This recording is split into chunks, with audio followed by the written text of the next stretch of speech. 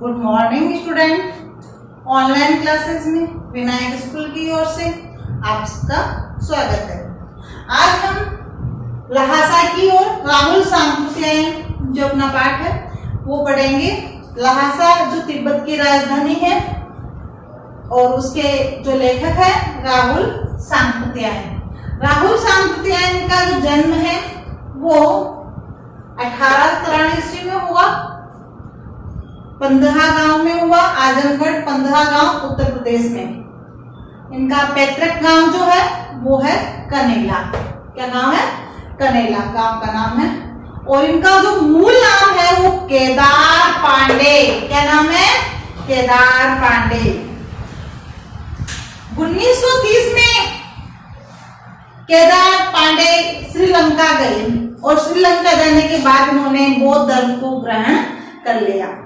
बौद्ध धर्म को ग्रहण करने के बाद इनका नाम केदार पांडे से क्या हो गया? राहुल सांकृत्यायन। इनका देहांत 1963 ईस्वी में हुआ। उनकी जो कृतियां हैं वो मेरी जीवन यात्रा, दर्शन दिग्दर्शन, वोल्गा से गंगा, भागो नहीं दुनिया को बदलो, दिमागी गुलामी, घुमक्कड़ शास्त्र आदि इनकी कृतियां है। इसके अलावा इन्होंने अपने साहित्य में दर्शन, राजनीति, धर्म, इतिहास, विज्ञान आदि विषयों को शामिल किया। इन्होंने आज तक जो है वो 150 जो है पुस्तकों की रचना की। 150 जो इनके द्वारा पुस्तकें रचित है।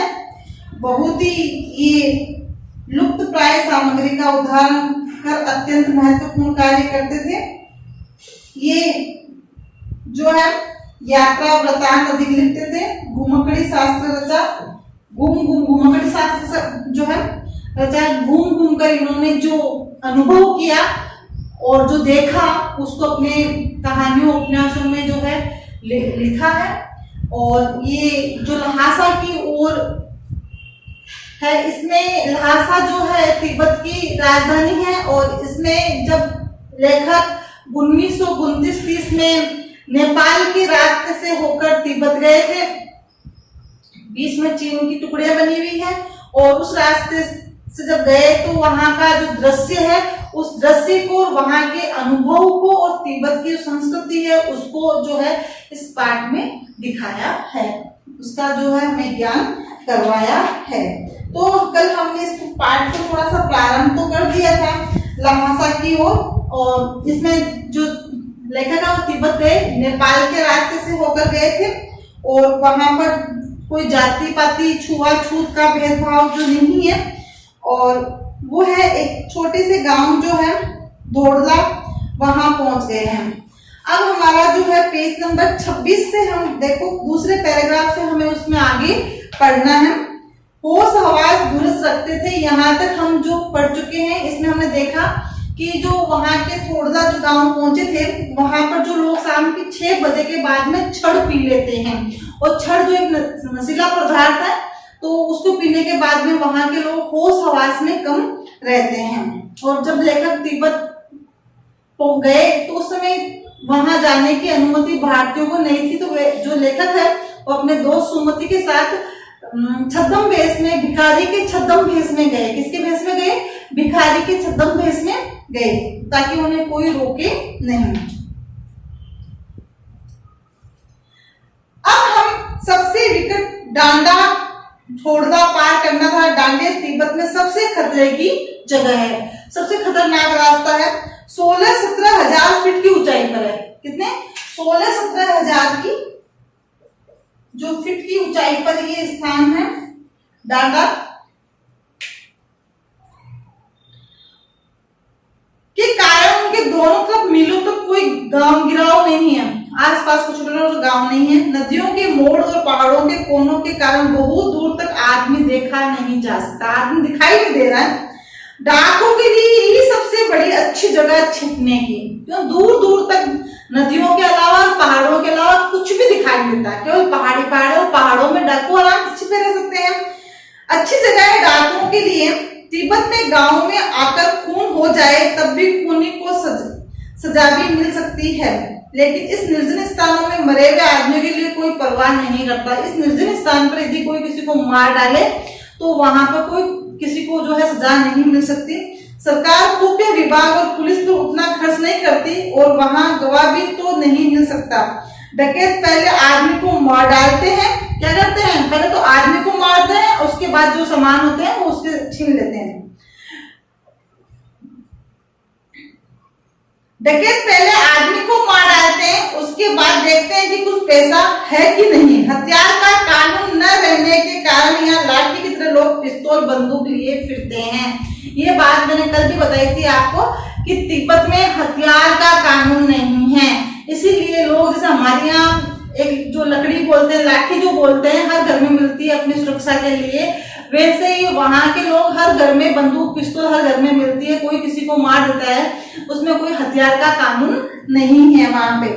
डाकू यदि जान से न मारे तो खुद उसे अपने प्राणों का खतरा रहता है, क्योंकि उनके हर व्यक्ति के पास पिस्तौल होती है। इसलिए गांव में हमें मालूम हुआ कि पिछले ही साल थोड़ला के पास खून हो गया। शायद खून की हम उतनी परवाह नहीं करते क्योंकि हम भीख मंगे थे, क्योंकि हम तो खुद क्या है अब भीख मंगे। अब यहाँ इस रास्ते में लेखक को भी डाकू मिलेंगे रास्ते में। अब जैसे डाकू उनको पास में आएंगे, उनको लूटने के लिए आएंगे, देखेंगे इनके पास कुछ पैसा आएगा, तो भिखारी के भेष में, फटे पुराने कपड़े में और हाथ में कटोरा है। और ये क्या करेंगे, जब उनको देखेंगे तो उनके सामने जाएंगे और कहेंगे हमें 1 रुपया दे दो, कटोरे को आगे करेंगे। तो जो डाकू है वो उनको ना तो मारेंगे और आराम से उस रास्ते को पार करके आगे बढ़ जाएंगे।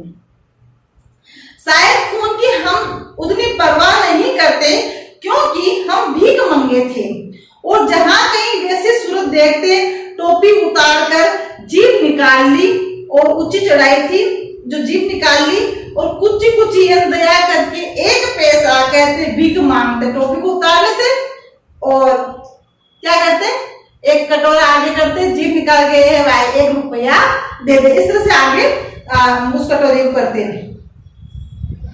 लेकिन पहाड़ की उच्च चढ़ाई थी, पीठ पर सामान लादकर कैसे चलते, और अगला पड़ाव 16-17 मील से कम नहीं था। मैंने सुमति से कहा, अपने दोस्त से कहा, लड़कोर तक के लिए 2 घोड़े कर लो। जो लड़कोर गांव है वहां तक के हमें 2 घोड़े कर लेने चाहिए, सामान भी रख लेंगे और चढ़ भी लेंगे, क्योंकि रास्ता जो चढ़ाई का है बहुत मुश्किल से पार हो रहा है, सामान भी हमारे साथ में है। दूसरे दिन हम घोड़ों पर सवार होकर ऊपर की ओर चले। अब ये क्या करेंगे, जब घोड़े पर सवार हो जाएंगे तो रास्ते में 2 रास्ते फटेंगे आगे जाके। अब इन्हें ये ज्ञात नहीं होगा कि हमें किस रास्ते जाना है।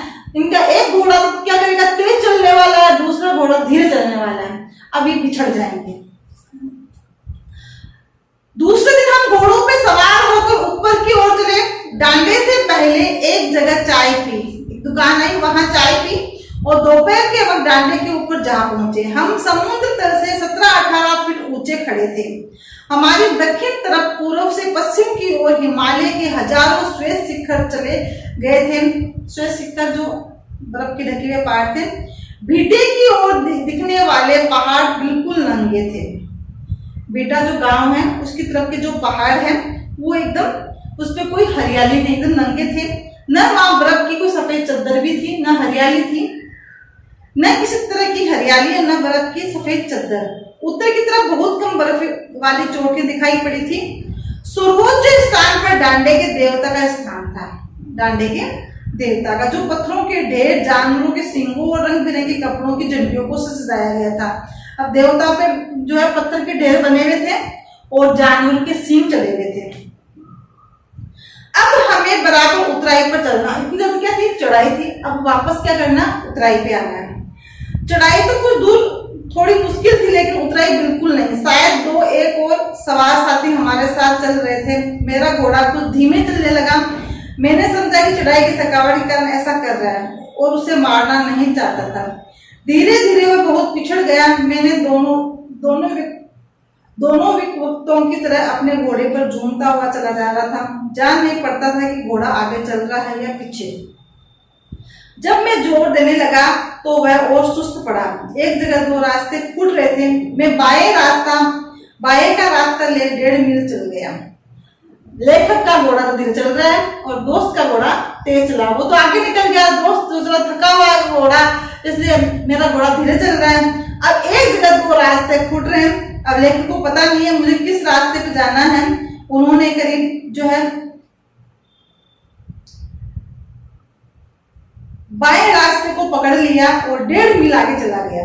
एक घर में पूछने पता लगा कि लड़कों का रास्ता दाहिने हाथ वाला था, बाएं हाथ वाला नहीं था, दाहिने हाथ वाला था। फिर लौटकर उसी को पकड़ा। 4-5 बजे के करीब में गांव से मील भर पर था तो सुमति इंतजार करते हुए मिले। मंगोल का मुंह वैसे ही लाल होता है, क्यों सुमति जो था ना वो तिब्बती था और तिब्बतियों का मुंह वैसे ही लाल होता है और गुस्से से और लाल हो गया।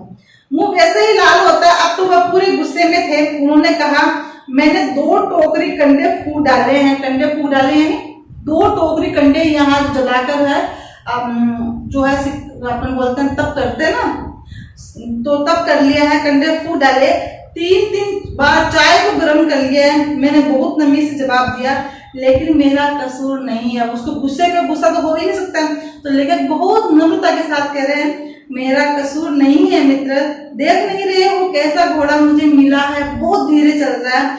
मैं तो रात तक पहुंचने की उम्मीद रखता था। खैर सुमति को जितनी जल्दी गुस्सा आता था उतनी ही जल्दी वह ठंडा भी हो जाता था। सुमति उसका दोस्त लेखक का राहुल सांकृत्यायन का, उसको जितना जल्दी गुस्सा आया उतना जल्दी ठंडा हो गया। लड़कोर में वह एक अच्छी जगह पर ठहरे थे। यहाँ भी उनके अच्छे यजमान थे। पहले चाय सत्तू खाया गया, रात को गर्मा गर्म थुक्का मिला।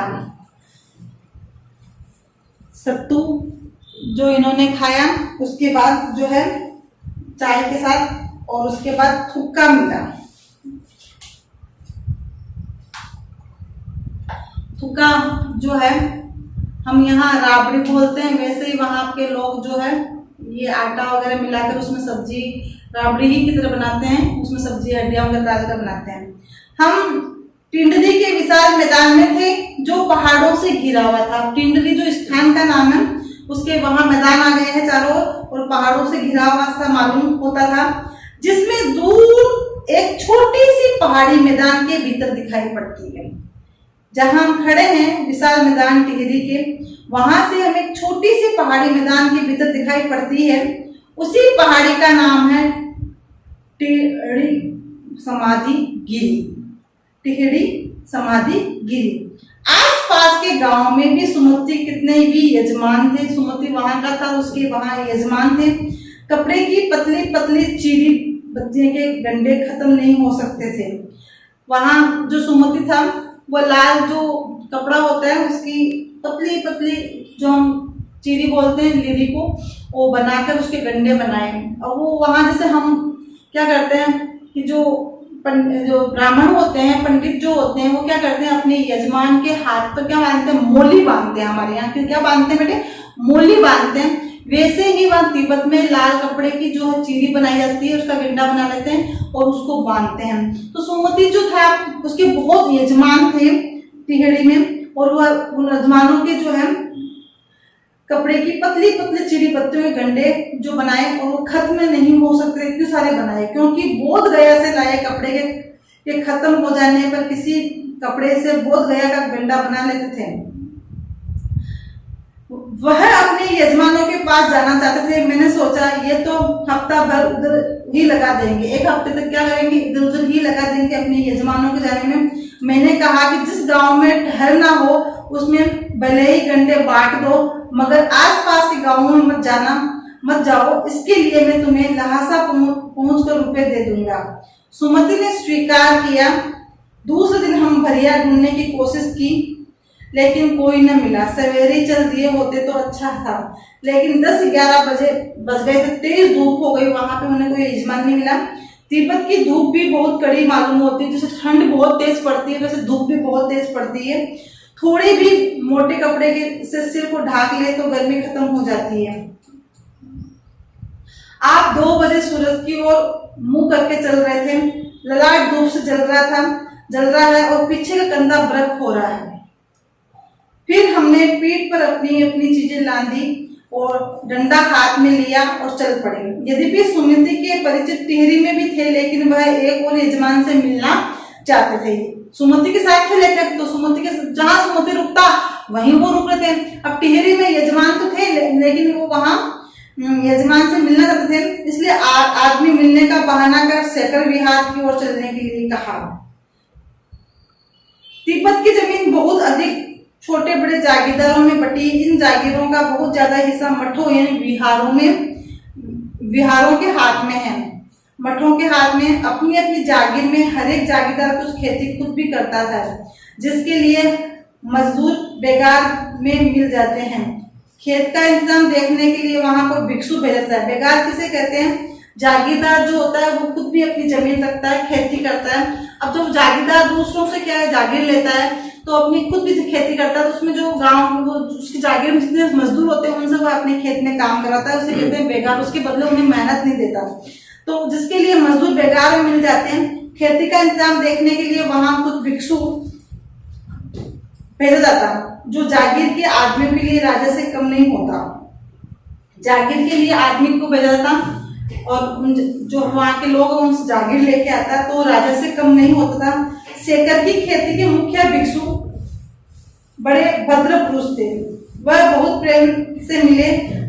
हालांकि उस वक्त मेरा देश ऐसा नहीं था कि उन्हें कुछ भी ख्याल करना चाहिए। यहाँ एक अच्छा मंदिर था जिसमें कंजूर की हस्तलिखित 103 पोथी रखी थी। मेरा आसन भी लगा था वहां पर। अब वहां पर लेखक या मंदिर में रुक जाएंगे, 103 पोथियों को पढ़ेंगे। वह बड़े मोटे कागज पर बड़े अक्षरों में लिखी हुई थी। ये पोथियां जो है बुद्ध के वचन है वो जो अनुवाद में लिखा हुआ था।